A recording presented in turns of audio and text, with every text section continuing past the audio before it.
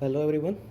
So now we are here in the section of our blood supply of our thigh region and your legs also. So in the here in the section of our blood supply of our lower limb. Okay. So in this video we are going to discuss about the branches of our femoral artery. Okay. So in femoral artery, as you know, it is a continuation of your external iliac artery. So external iliac artery actually terminates at the level of your inguinal ligament. So after the external iliac artery passes behind your inguinal ligament, and as it passes the inguinal ligament, then it is called as femoral artery. Okay. So just we will draw this the femoral artery here. So femoral artery goes like this. So in its pathway, it passes through your femoral triangle, your adductors canal, and then it actually exits from your adductor hiatus. Okay. So it has a long pathway with respect to topography.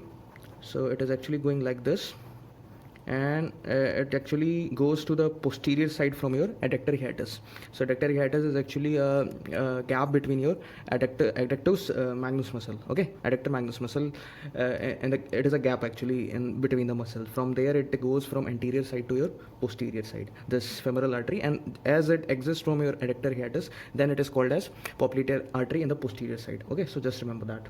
So after exiting, now it is your popliteal artery. So this is actually your femoral artery.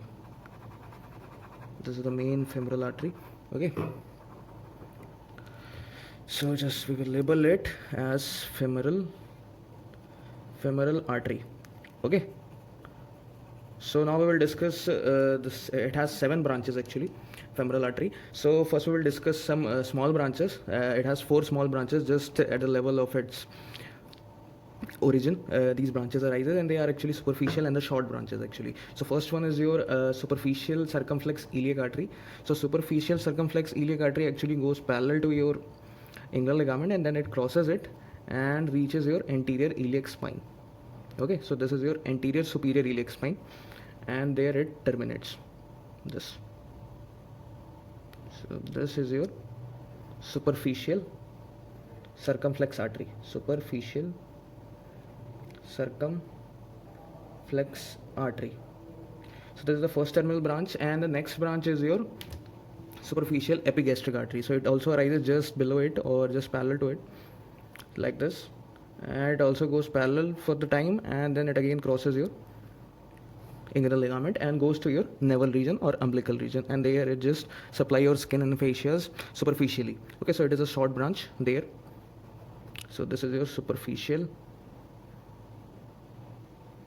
epigastric artery. So it is actually supplying the superficial fascias in the region of your navel and your abdomen region. Actually, rectus abdominis muscle, where it is present, is actually supplying the skin above that muscle.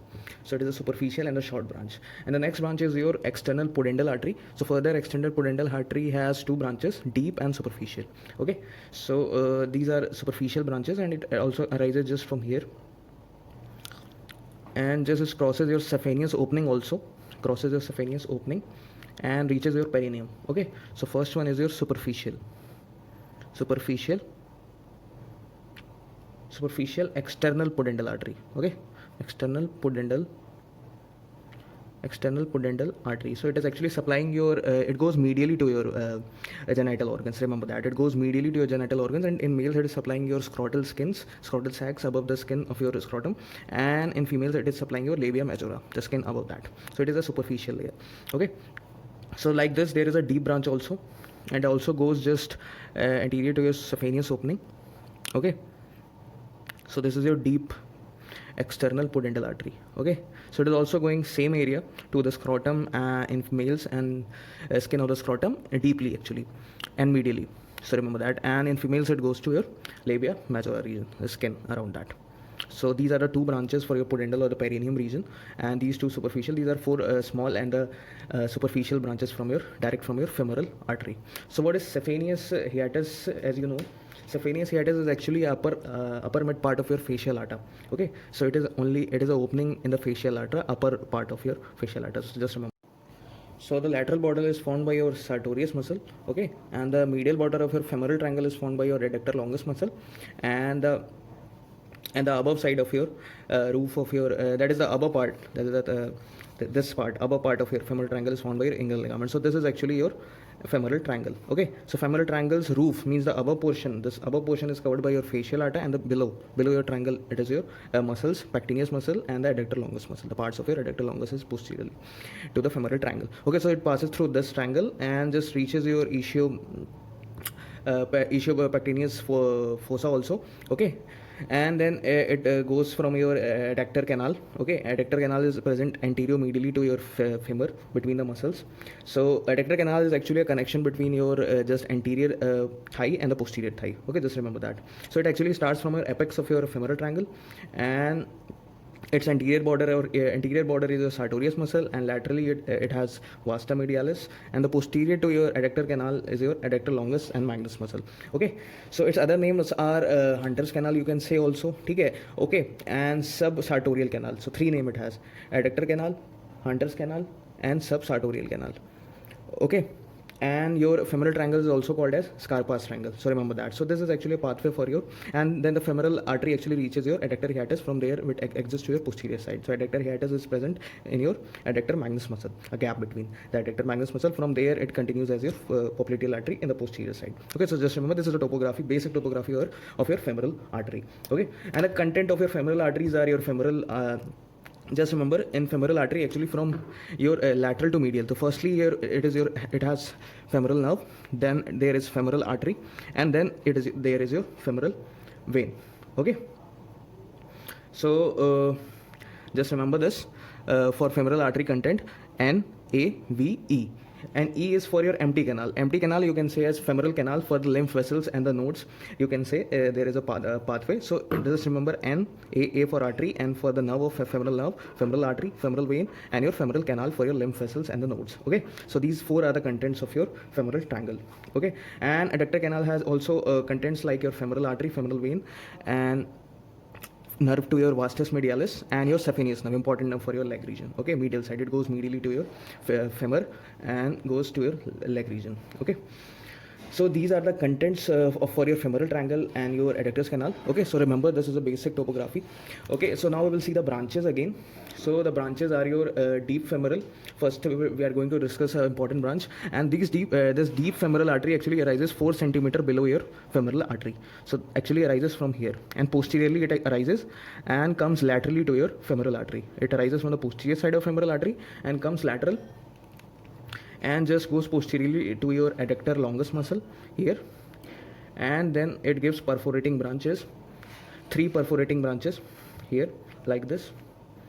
So like this, it gives 3 perforating branches for the muscles of the posterior and the anterior and the extension and the flexion muscles of the thigh region. Okay, so these are the perforating branches for the muscles, and it has branches for your diaphysis also in the form of your superior and inferior diaphyseal artery. Okay, so these perforating artery is further supplies your diaphysis region.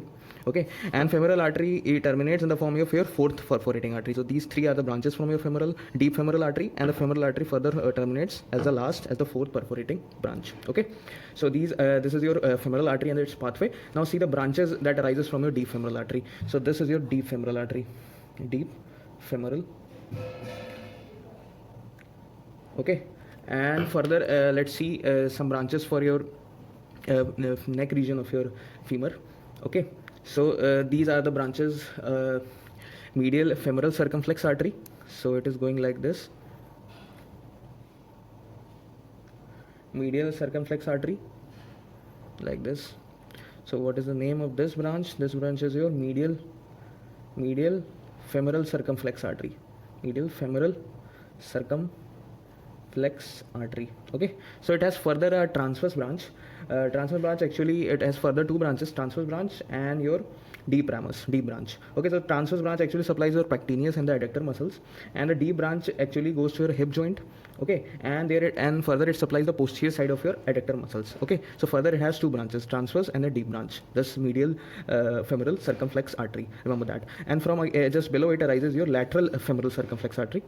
So lateral femoral circumflex artery has further 2 branches: ascending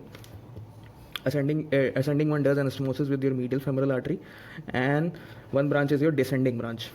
Okay, so descending branch of your lateral femoral circumflex artery. Okay, so this is your descending branch and supplies the lateral sides of the muscles. Okay, so this is your descending branch of lateral femoral artery, lateral circumflex femoral artery, lateral circumflex femoral artery. Okay, so this is actually two branches ascending. This is ascending branch, and this medial femoral circumflex artery actually does anastomosis with your inferior gluteal artery also, and with your obturator artery also. Okay, and like this lateral circumflex artery also does anastomosis with your inferior gluteal artery. Okay, so this was the branch from your deep femoral artery. These were the branches from your deep femoral artery. Now let's see the branches last branch directly from your femoral artery. So this branch actually arises just before as it enters the adductor hiatus. So this is what is the name of it? This is your descending genicular artery. So further, descending genicular artery actually goes medially to your knee joint, and further it has two branches. First branch is your saphenous branch, which goes with your saphenous nerve. Okay, and articular branch for your knee joint, and it actually plays role in the formation of anastomosis around your knee joint. Further in the next video we will see the anastomosis around your knee joint, so it actually participates in that. So this is your articular branch. So what is the name of this? This is your articular branch. Okay, so this was actually the branches and the simple topography for your femoral artery. So this was actually your femoral artery and its branches. Okay, so just go through it, it will be easy.